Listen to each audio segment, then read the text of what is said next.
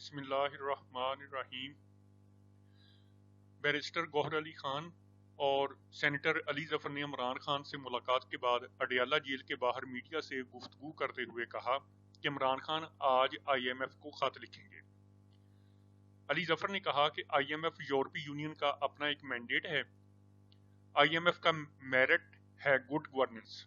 جس ملک میں جمہوریت نہیں وہاں بین الاقوامی ادارے کام نہیں کرتے۔ انہوں نے کہا کہ پاکستان میں پوری دنیا نے دیکھا کہ لوگوں کا ووٹ چوری ہوا۔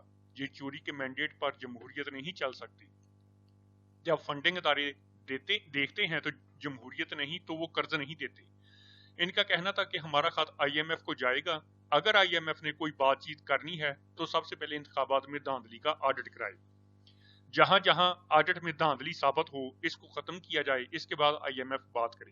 انہوں نے مزید کہا کہ آئی ایم ایف کے ساتھ جو معاہدہ ہوگا وہ ہم نے دھاندلی کے خلاف آڈٹ سے مشروط کر دیا ہے۔ پہلے بھی آئی ایم ایف کو کہا تھا کہ free and fair election who.